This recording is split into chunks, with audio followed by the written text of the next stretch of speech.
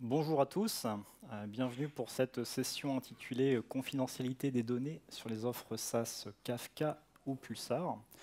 Pendant cette session, je vais essentiellement vous parler de chiffrement de bout en bout et de comment on applique ces patterns sur ces offres. Donc, dans un premier temps, je vais vous expliquer, vous faire un petit résumé de ce qu'est le DA pour ceux qui ne sont pas familiers avec ce type de pattern d'architecture. Je vais vous expliquer aussi pourquoi AXA a été amené à réfléchir à ce genre d'usage. On parlera ensuite des principes généraux pour faire du chiffrement de bout en bout avec ce type de solution. Et puis on viendra enrichir le pattern et les petites démos que je pourrais vous faire en enrichissant ça avec un usage de Volt centralisé pour le chiffrement. Et enfin, dans ma dernière partie, je vais beaucoup parler de Kafka dans la première partie. Je vous montrerai ce que ça peut faire avec Pulsar, qui est une offre concurrente. Avant ça, je me présente. Donc, bonjour, je suis Guillaume Dufresne, je suis staff engineer chez AXA France depuis 5 ans.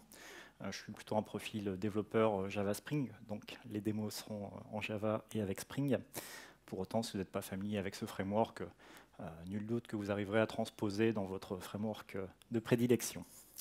Donc, je travaille dans une équipe dite Socle. On propose des solutions techniques aux équipes pour faire de la SOA autour d'un bus ESB. Et depuis quelques années maintenant, on intègre les patterns EDA, donc Event Driven Architecture, dans les outils qu'on propose. On propose aussi tout un tas d'outils de monitoring pour surveiller toutes ces plateformes. J'ai aussi une deuxième vie. Je suis enseignant vacataire à l'Université de Lille. J'enseigne Java Spring, historiquement en master e-service et plus récemment en BUT, donc qui a remplacé le DUT. J'ai aussi quelques passions dans la vie. Je suis pilote et instructeur planeur et je passe mes week-ends donc la tête dans les nuages. Et je pratique énormément les jeux de société. J'en ai beaucoup trop d'après ma femme. Alors, donc je vous le disais, je travaille dans une équipe socle. Chez AXA, on a l'habitude d'interconnecter les systèmes d'information de l'entreprise avec un pattern assez classique, orienté service, donc à l'aide de requêtes et réponses, bien souvent sur base du pattern d'architecture REST. On fait du REST JSON à travers principalement HTTP. Mais depuis 5 ou 6 ans maintenant, on propose d'interconnecter nos systèmes avec de l'event-driven architecture, donc de l'architecture dirigée par les événements. Dans ce modèle, en fait, on a plutôt un pattern publish-subscribe. On a une entité qui va produire des messages qui vont être envoyés sur un cluster, sur des brokers, sur des nœuds. Et ces messages vont être consommés au fil de l'eau par différents consommateurs. Vous pouvez voir finalement cette brique centrale comme une boîte aux lettres dans laquelle chacun va pouvoir venir lire les différents messages. Pour implémenter ces fonctionnalités, chez AXA, on a choisi Kafka. Alors ce pattern, il n'est pas du tout nouveau. On faisait ça avec des FilmQ il y a quelques années. Mais c'est vrai que Kafka a quand même beaucoup bouleversé les choses parce qu'il propose un mode à très faible latence et à très gros débit. Et surtout, il offre une vision un peu scalable des choses. Ça se prête tout à fait au déploiement sur le cloud, par exemple. Donc on a choisi ce pattern chez AXA. Et puis, comme je parlais de cloud, effectivement, chez AXA, depuis quelques années, comme beaucoup d'autres grandes entreprises, on a fait un passage sur le cloud assez massif. On a basculé d'un écosystème où tous nos serveurs étaient infogérés dans nos data centers en propre, dans notre zone de confiance. Et avec le temps, on est venu déporter ces responsabilités chez des différents providers sur le cloud. Donc on est passé d'une offre Kafka managée, d'une offre Kafka managée chez nous, à une offre Kafka managée par un partenaire. En l'occurrence, on a choisi l'offre SaaS de Confluent pour opérer ce pattern. Et c'est à ce moment-là s'est posée la question de la sécurité des données. Alors, juste pour tirer une petite phrase de la keynote de tout à l'heure, on a dit que la gestion des données devait être sûre de bout en bout. Donc on doit avoir confiance en la donnée qu'on manipule. Et cette confiance, on ne peut l'avoir que si on sait véritablement comment cette donnée est manipulée. Or, à partir du moment où vous envoyez une donnée en dehors de votre zone de confiance, il faut bien vous assurer que cette donnée ne puisse pas être exploitée, soit par le provider directement, soit par des attaques malveillantes sur l'infrastructure de ce provider. Alors vous allez me dire, bah, c'est simple, il suffit de mettre du TLS, donc on met une connexion sécurisée entre nous et notre provider et on est sauvé.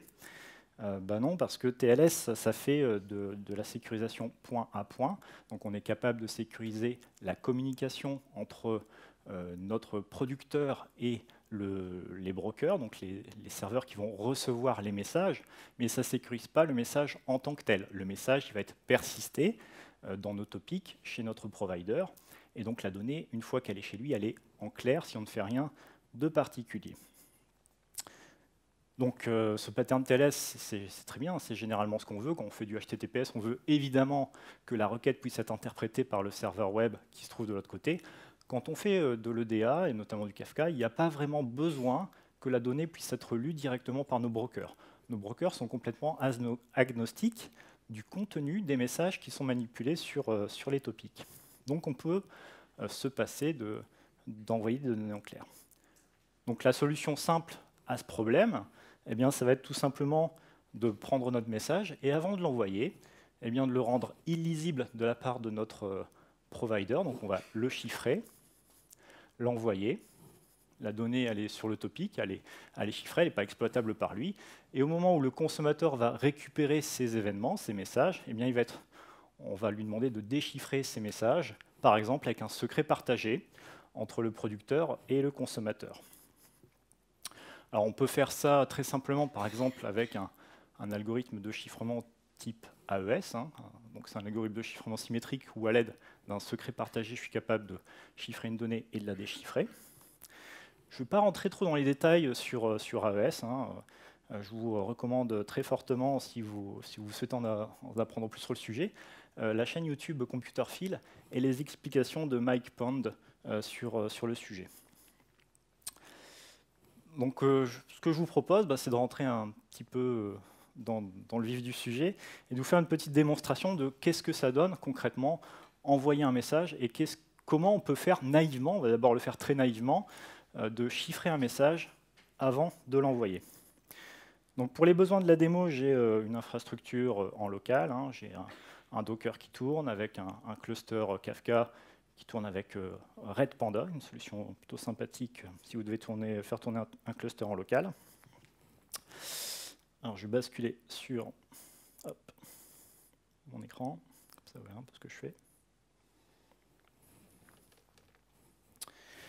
OK. Alors tous les exemples de code que je vais vous montrer durant la démo là, seront disponibles sur GitHub. Vous aurez un QR code à la fin si vous voulez récupérer les sources. Petit disclaimer, ce ne sont pas du tout le code qui est utilisé en production chez AXA aujourd'hui, c'est du code purement pédagogique qui est beaucoup plus simple. Donc j'ai une infrastructure Docker qui tourne avec mon infrastructure Kafka, voilà, j'ai les logs. Je vais vous montrer un petit peu de code sur comment en Java et en Spring, de base, je suis capable très facilement d'envoyer et de recevoir des événements. Donc une application Spring Boot assez classique. Je vais agrandir un peu la police. Voilà, tout le monde voit. Okay. Donc je demande à Spring Boot de m'initialiser un topic avec un certain nombre de réplicas. J'ai un composant qui va envoyer des événements toutes les 2 secondes, voilà, c'est une tâche schedulée, et qui va simplement dire bonjour Devox. Et dans la même application, normalement on aurait plutôt 2 applications différentes, une qui envoie des messages, l'autre qui écoute les messages. Alors, pour une question de simplicité, je les ai mis dans la même application. J'ai un composant qui va écouter tout ça.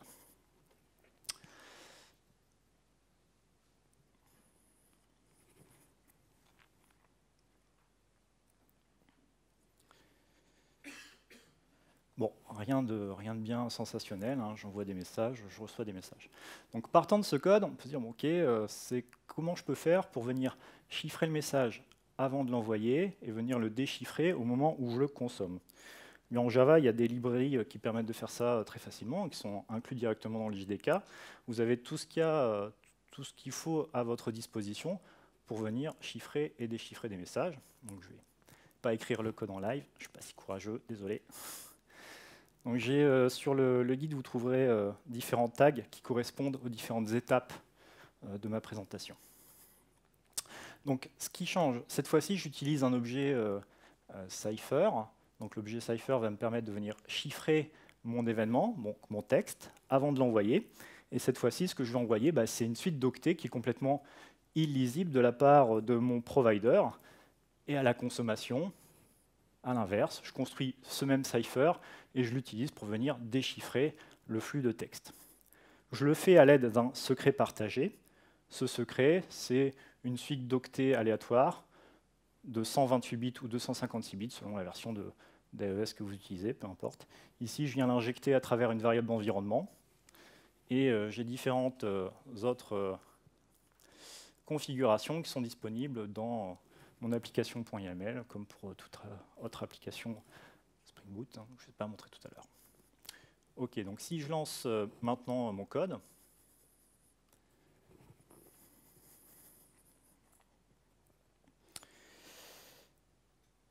eh bien c'est formidable, j'ai toujours du texte qui est envoyé et j'ai du texte qui est décodé. Donc, du point de vue du producteur, du consommateur, rien ne change. Hein. Lui, il envoie du texte en clair, il reçoit du texte en clair. Est-ce que c'est bien chiffré, tout ça? On va vérifier quand même, que je vous raconte pas des... Donc, je vais vous montrer la console d'administration de mon cluster à l'aide de la console Red Panda. Tic.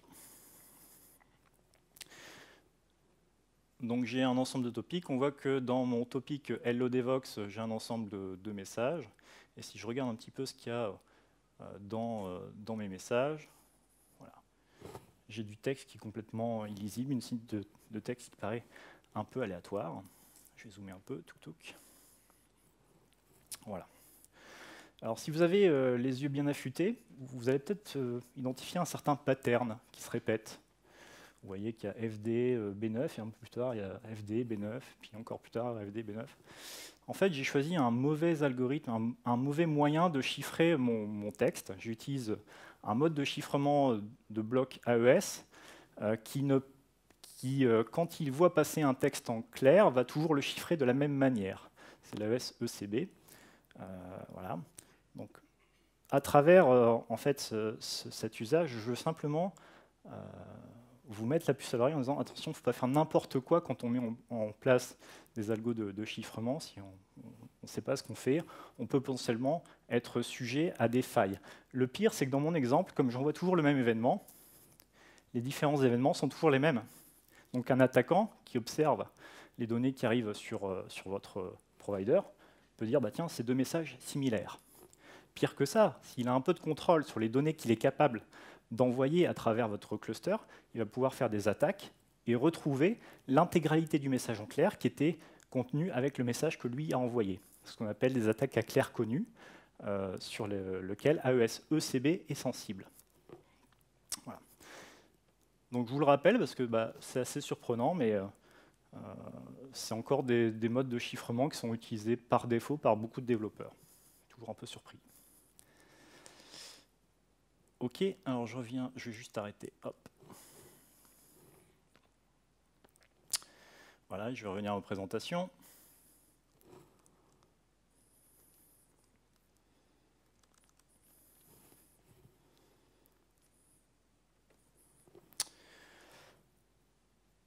OK, alors comment ça fonctionne? Lorsque je veux envoyer un message, donc à travers Spring Boot, on a un objet qui s'appelle Kafka Template, qui me permet, à travers une méthode send, d'envoyer un message. Spring ne fait que de l'intégration de librairies existantes. Hein. Donc, il vient utiliser la librairie Kafka. Donc, c'est le module Spring Kafka qui utilise la librairie Kafka, notamment un objet qui s'appelle Producer, pour produire des événements. Ces événements vont être accumulés dans un objet qui s'appelle Record Accumulator avant d'être envoyés sur le réseau. Alors, je vous explique ça parce que ça va avoir un impact direct sur les données qui sont envoyées. Kafka, par défaut, le client Kafka, il est fait pour compresser les données qu'on envoie. Mais si vous chiffrez les données avant de les envoyer, elles ne sont plus compressables, en fait. Ou le taux de compression est vraiment ridicule, parce que c'est de la donnée qui paraît aléatoire. Donc, lorsqu'on met en place du chiffrement sur Kafka, il devient de votre responsabilité, si vous voulez garder les mêmes performances qui sont acquises grâce à la compression de données, de compresser la donnée avant de la chiffrer. Et pour ce faire, on va pouvoir utiliser un objet qui s'appelle le serializer dans la librairie Kafka, qui est en responsabilité de prendre des objets Java et de les mettre sous forme d'octets. Donc le code que j'avais tout à l'heure, qui était du code assez technique, je vais pouvoir le déporter ailleurs et le réutiliser plusieurs fois. C'est ce que ça veut dire. Et pour configurer ça, dans Spring Boot, j'ai un objet qui s'appelle Producer Factory, qui va me permettre de configurer le serializer qui est utilisé par Spring Kafka. Côté consommation, on a à peu près le même pattern. Donc j'ai un objet Network Client qui comprend le protocole Kafka. J'ai un objet Consumer qui va envoyer tous les messages qu'il reçoit à un conteneur. Et ce conteneur va appeler les méthodes que j'ai annotées avec la notation Kafka Listener. Donc c'est très pratique dans Spring Kafka. On vient juste annoter des méthodes pour dire c'est cette méthode-là qu'il faut appeler quand tu reçois un message.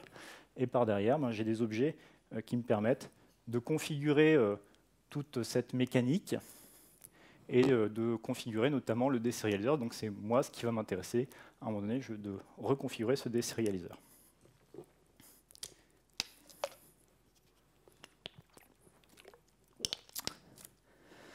Alors dans cette deuxième démo, je vais juste vous montrer comment chiffrer et déchiffrer des objets en Java. Donc on va plutôt passer par du JSON par exemple, et on va utiliser nos serializers et deserializers.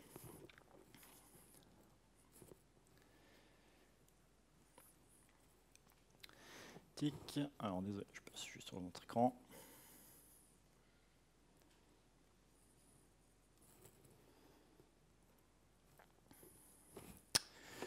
Voilà. Donc cette fois-ci, ce que je vais envoyer comme donnée, c'est plus une chaîne de caractères, c'est un objet, donc n'importe quel POJO, que je vais sérialiser en JSON et que je vais envoyer sur mon cluster. Et de l'autre côté, je vais lire ce JSON pour afficher l'utilisateur que j'ai envoyé de l'autre côté. Donc pour l'instant, il n'y a pas de chiffrement. Voilà, bon, j'ai fait une méthode toString un peu jolie pour voir que je reçois des utilisateurs avec des données d'utilisateurs. Bon, très bien, ça marche très bien. OK. Donc ça, c'est la version sans le chiffrement.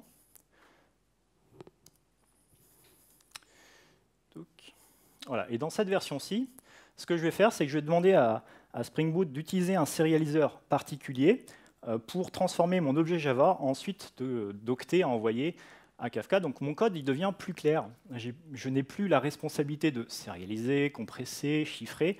Toutes ces problématiques qui vont être toutes les mêmes à chaque fois, je les mets dans un objet à part.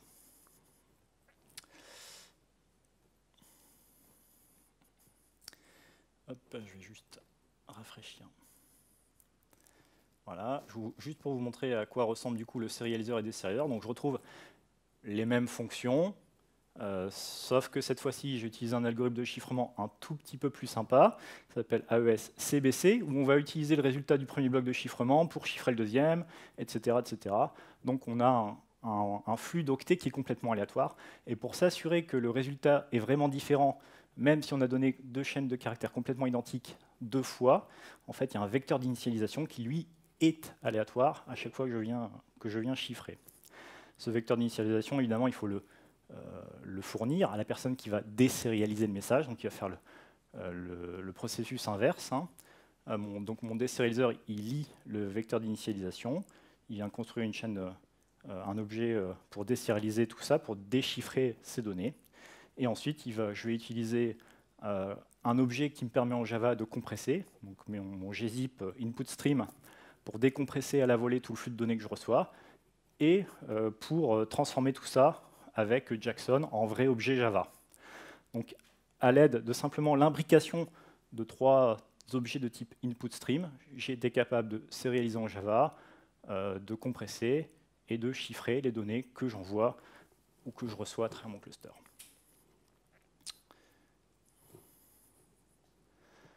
Tac, alors désolé, je vais basculer l'écran.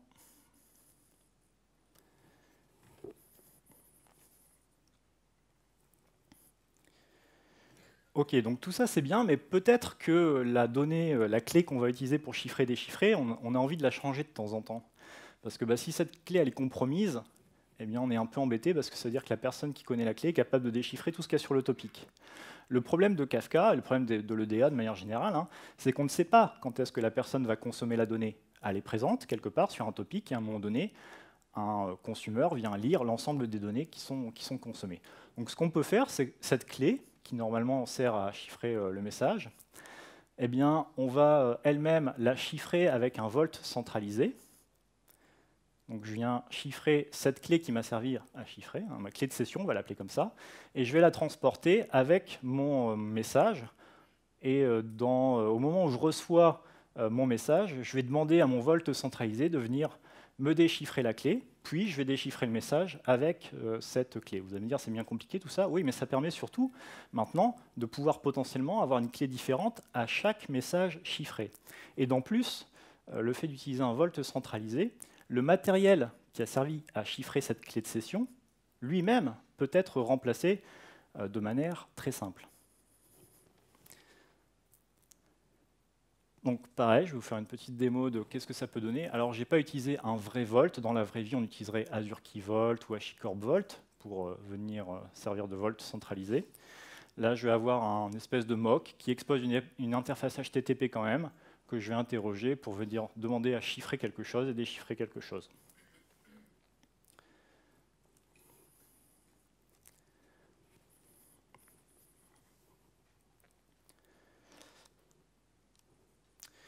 Donc mon Volt,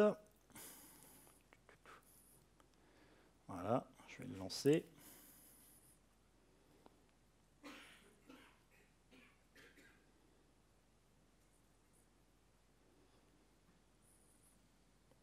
Voilà, il propose que 3 opérations. Une opération pour savoir quel est l'identifiant de la clé courante, une opération pour chiffrer avec une clé, une opération pour déchiffrer avec cette clé. Évidemment, ce Volt, normalement, il serait protégé en OAuth, avec ce que vous voulez, hein, pour n'autoriser les personnes qui sont habilitées qu'à faire les opérations de chiffrement et de déchiffrement. Dans ce cas de figure, j'ai fait très simple. Hein. OK. Et si je reviens du coup sur maintenant, qu'est-ce que peut donner mon code dans cette version? Eh bien, en fait, je vais utiliser un objet pour déléguer la communication avec mon Volt. Je vais l'appeler Key Manager. Donc, ce Key Manager, il va être responsable de générer une clé de session toutes les 10 secondes, d'aller demander le chiffrement de cette clé de session et de donner cette clé de session à mon sérialiseur ou à mon désérialiseur. Ça, j'ai bien séparé les préoccupations. Donc, j'ai un Key Manager qui fait ça. Hein, qui génère une clé de session toutes les 10 secondes. Bon, je ne rentre pas dans le détail du code, ce n'est pas hyper intéressant, et je vous laisserai, si ça vous intéresse, regarder le code sur Git. On voit bien qu'il y a des appels HTTP, hein. J'utilise un REST client pour aller interroger mon Volt, et mon sérialiseur et mon désérialiseur, il fait le même boulot qu'avant, sauf qu'au lieu d'utiliser le secret partagé, il va utiliser la clé qui est donnée par le Key Manager.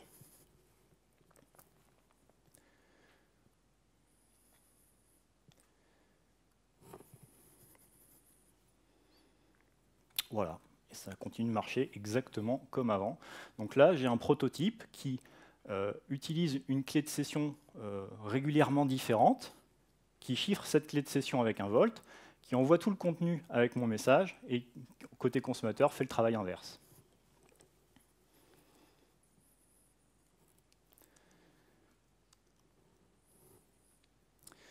Alors vous allez me dire, mais pourquoi tu nous présentes des trucs aussi compliqués ? Ce pattern, c'est un pattern commun, et tellement commun qu'en fait, on va le retrouver juste après.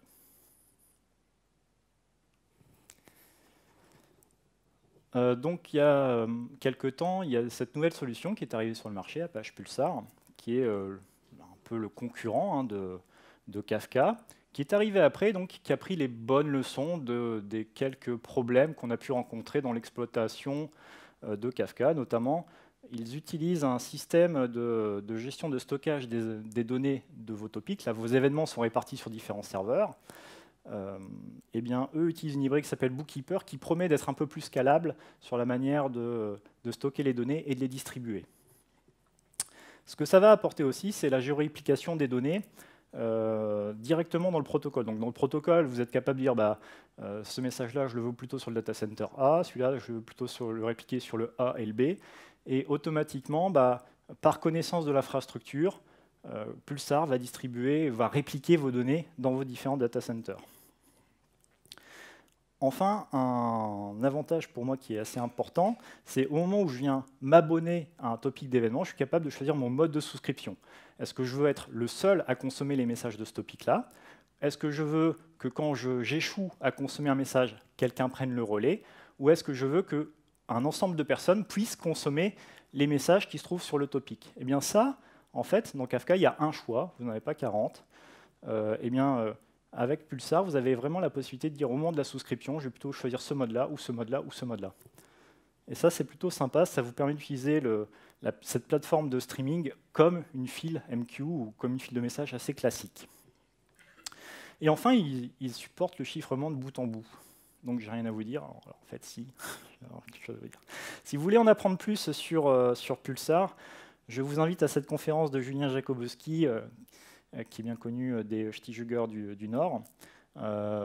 Donc, entre autres, Julien, il est membre actif du Stijug, mais il fait partie de Stream Native et il présente Pulsar et qu'est-ce que ça va apporter par rapport à Kafka. Donc, n'hésitez pas à aller voir sa conférence.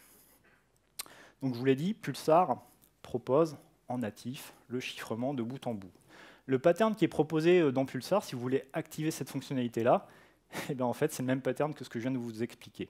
C'est-à-dire qu'on vient générer une clé de session, on utilise cette clé de session pour faire le chiffrement symétrique, et on va utiliser une autre clé, qui, elle, est asymétrique, pour venir chiffrer cette clé de session. Donc, mon consommateur, il a besoin de la clé, mon producteur, il a besoin de la clé publique RSA pour chiffrer la clé de session, et Pulsar se charge automatiquement de générer ces clés de session.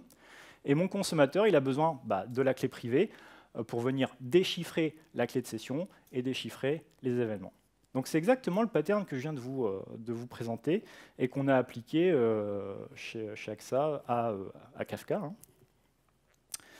Et pour pouvoir customiser la manière dont vous voulez lire la clé publique et la clé privée, donc de base, Pulsar est fourni avec un mode qui vous permet de lire les fichiers PEM, qui sont par exemple générés avec OpenSSL. Hein.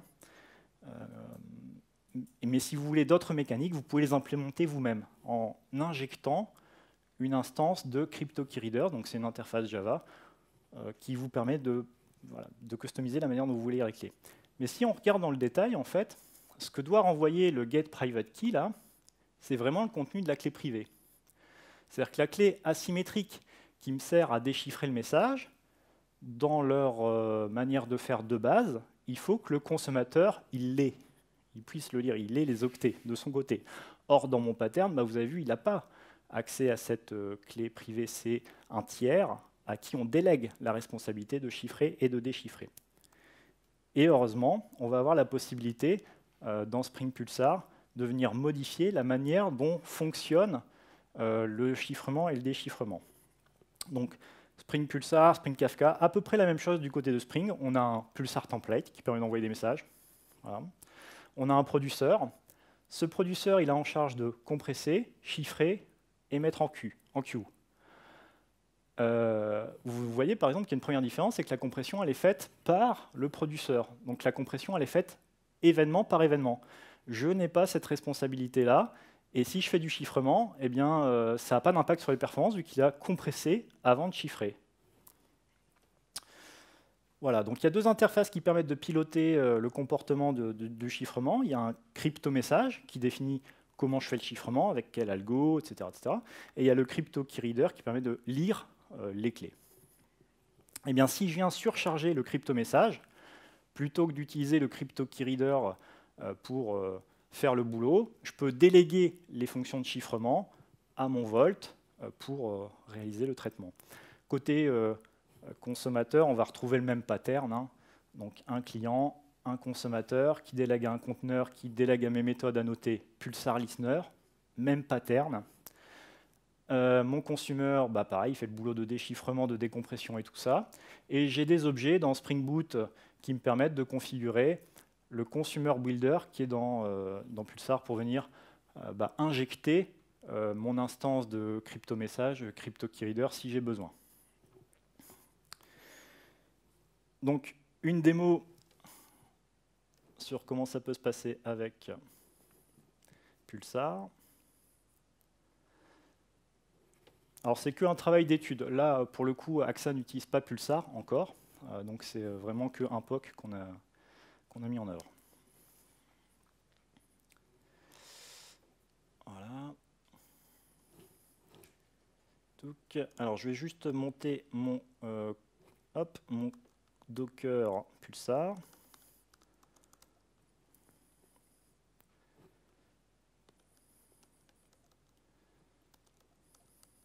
Donc vous trouverez tous ces fichiers d'architecture également sur le Git. Hein. Donc j'ai une instance de Pulsar qui tourne en local, voilà, qui est en train de se lancer.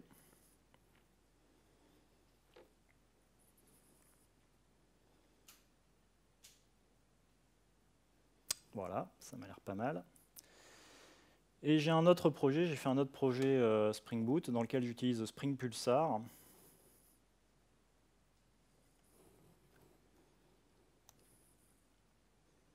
Qui va beaucoup ressembler au premier en fait. Hein.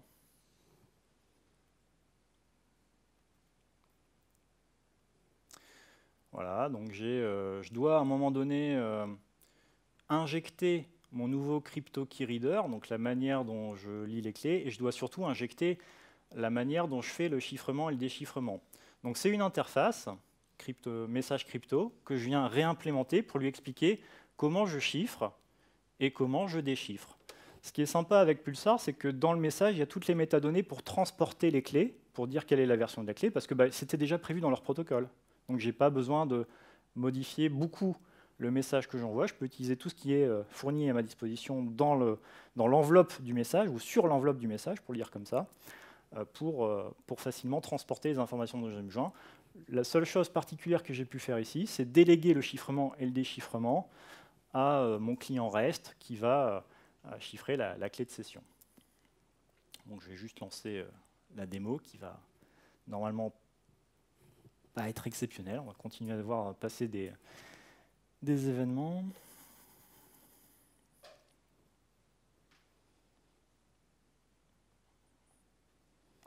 Je vais vérifier qu'il reçoit bien mes requêtes. Voilà, OK. Donc j'ai mis un petit peu de debug, donc on voit qu'il récupère des informations de clés, des vecteurs d'initialisation, qui construit l'algorithme de chiffrement et qui vient désérialiser des messages au fur et à mesure qu'il les reçoit pour indiquer voilà, que j'envoie des utilisateurs et que je reçois des utilisateurs sur ce cas d'usage très basique. OK, donc tout ce que je vous ai présenté avec Kafka est complètement faisable avec Pulsar, il est même faisable plus facilement parce que ça intègre déjà ce genre de responsabilité.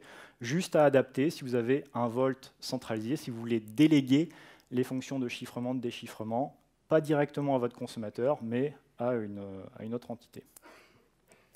Donc un petit résumé, ça c'est ce que je viens de vous dire. On a ce pattern que je viens qui est tout à fait faisable sur Kafka et sur Pulsar, qui permet d'avoir vraiment une confiance dans la donnée qu'on envoie, ne pas être à peu près certain que la donnée ne puisse pas être exploitée par notre provider de solutions. Hein. Juste quelques conseils maintenant pour si jamais vous voulez mettre en œuvre ce pattern, parce que chez AXA France, on l'utilise depuis quelques années maintenant, et on a voilà, quelques couacs, donc autant que je vous fasse partager un peu notre retour d'expérience. Donc cette clé de session qui sert au chiffrement, évidemment, il va falloir la réutiliser un petit moment parce que l'opération de chiffrer cette clé de session, c'est coûteux. Je fais un appel REST. Donc, il vaut peut-être mieux éviter de faire un appel REST à chaque fois que j'envoie un message et à chaque fois que je reçois un message. Donc, je vais réutiliser cette clé de session un certain temps et de l'autre côté, il faudrait que j'utilise un cache. Choisissez un bon algorithme de chiffrement. AES GCM est un bon choix. Utilisez un Vault centralisé, mais surtout monitorez bien tous les appels qui sont faits à ce Vault centralisé. Utilisez donc le cache local des clés qui ont déjà été déchiffrées. Ça serait dommage de déchiffrer plusieurs fois une même clé, en ayant en tête que ce qu'il faut essayer de mettre en place ici, c'est plutôt un pattern singleton sur votre cache. Or, la manière de consommer des messages, nos consumeurs, ce n'est pas un pattern singleton, c'est un consumeur par instance d'objet que vous voulez consommer sur le topic. Donc voilà, Petit point de vigilance autour de ça. D'autres conseils, donc votre Vault qui permet les fonctions de chiffrement et déchiffrement. Si vous souhaitez, le matériel qui sert à chiffrer, vous pouvez l'exposer. C'est une clé publique, comme son nom l'indique. Vous pouvez très bien l'exposer et choisir de faire le chiffrement des messages que vous envoyez dans le producteur. Par contre, le déchiffrement se fera toujours par le Vault centralisé au moment où l'on consomme. Alors ça nous a valu un petit incident parce que nos producteurs ils étaient plus capables d'atteindre le Vault. Donc au bout d'un moment, vous cumulez des messages, pim, ça fait exploser votre application. Et c'est dommage parce que de toute façon, il n'y a pas vraiment d'intérêt à déléguer le chiffrement à une brique tierce. Le chiffrement, on peut le faire avec sa clé publique. Il n'y a que la personne qui sera en mesure d'utiliser la clé privée qui sera capable de déchiffrer le message. Donc gardez bien, si vous utilisez un Vault centralisé, une trace de tous les comptes de services qui sont utilisés sur vos Vaults. Ça vous facilitera les migrations, les jours où vous avez plein d'applications avec plein de comptes. Gardez une trace également de tous les appels et de tous les comptes de services qui sont faits sur votre partenaire de cloud. Automatisez les tests, parce que il faut que mes mécanismes de chiffrement, déchiffrement, ça marche bien, et idéalement que ça marche bien dans toutes les technologies que vous manipulez dans votre système d'information. Donc chez AXA, on a un SDK en Java, en Node, bientôt en Python, et en .NET. Voilà, et j'en ai fini pour cette session. Si vous avez des questions, surtout, n'hésitez pas, je suis là pour y répondre.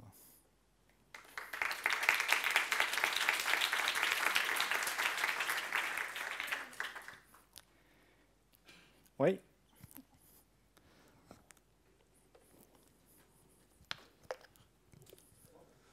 Bonjour, merci.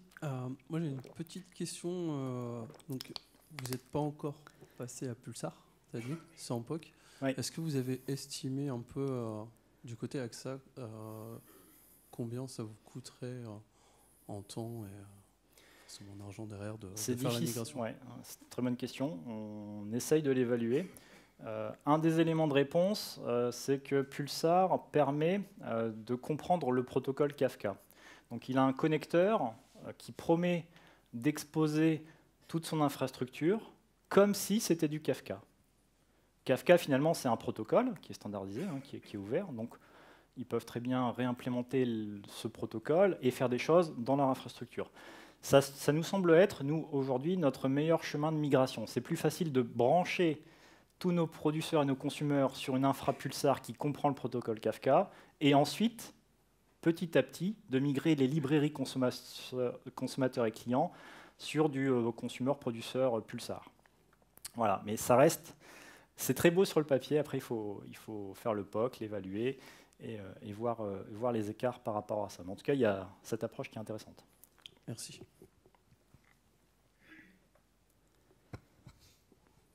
Merci. Très belle présentation. Moi, j'ai une question. Dans la présentation, vous avez mentionné le chiffrement des messages. Ça, c'est dans le cadre d'un déploiement sur le cloud en mode SaaS. Est-ce qu'il est nécessaire vraiment de chiffrer les messages quand nous sommes en on-prem? Alors ça dépend de la confiance que vous avez de vos infrastructures. En tout cas, c'est plus facile de faire le choix de la confiance quand on est on-prem, parce qu'on maîtrise normalement un peu le domaine de confiance. Quand on est sur le SaaS, évidemment, votre provider, il a beau vous dire qu'il assure la sécurité de vos données. Voilà, on ne sait pas vraiment ce qu'il fait derrière. Et en plus, sur le SaaS, les grands acteurs sont attaqués très régulièrement. Donc on voit qu'il y a des attaques qui sont ciblées sur les clouds Azure, par exemple. Donc c'est important de s'en protéger. On-prem, voilà, ça ne dépend que de toi. C'est un choix que tu dois faire avec la direction de la sécurité.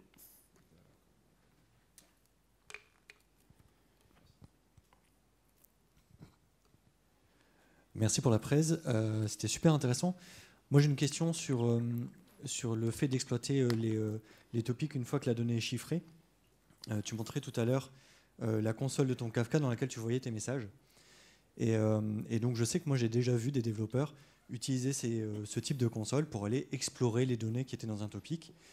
Et donc comment vous êtes capable de refournir ce même service? Est-ce que c'est un service que vous souhaitez que les développeurs puissent utiliser?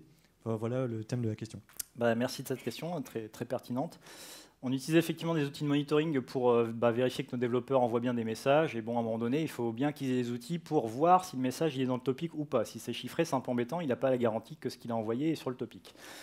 Vous avez différentes solutions. Donc j'ai montré la console Red Panda. Vous avez une autre solution qui s'appelle Akachu, qui est développée en micronotes, donc en Java, et qui a la bonne particularité, surtout pour moi qui est développeur Java, de pouvoir venir configurer les sérialiseurs et désérialiseurs Kafka qui sont utilisés pour présenter les événements qui sont sur les topics. Donc il suffit de mettre à disposition de Akachu les sérialiseurs, désérialiseurs protégés avec les bonnes clés. Donc on peut offrir ce service-là sur un serveur managé à destination de nos développeurs, des équipes de test, des équipes de suivi de production, par exemple, à travers une interface qui est protégée, elle aussi.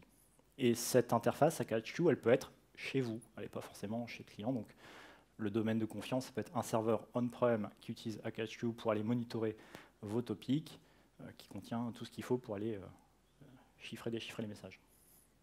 Merci.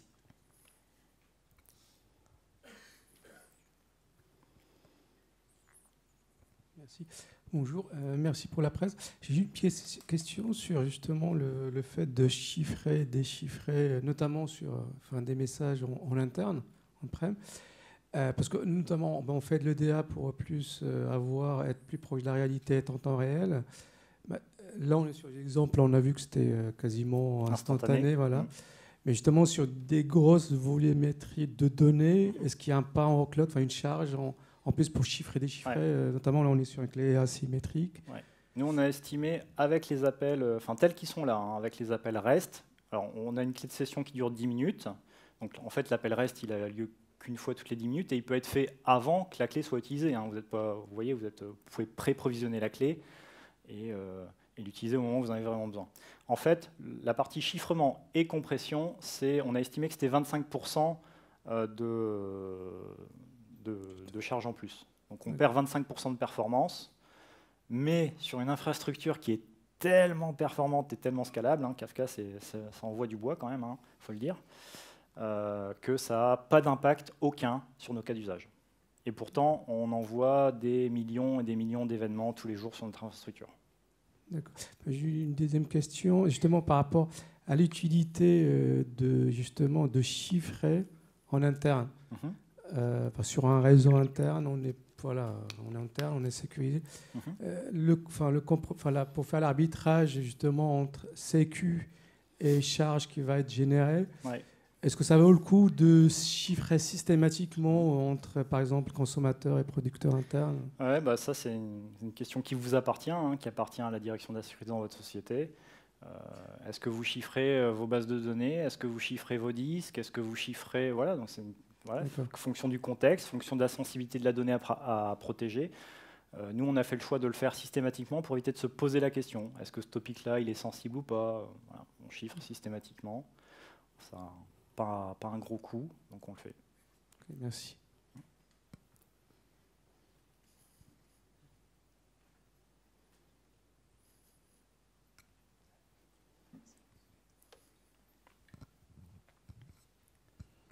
Bonjour. Il y a Kafka et Confluent qui viennent avec une solution de gestion de la rétrocompatibilité des messages entre le producteur et les consommateurs, basée sur le format Avro et la schéma registry. Est-ce que ça a un impact, le chiffrement, sur cette solution? C'est une bonne question.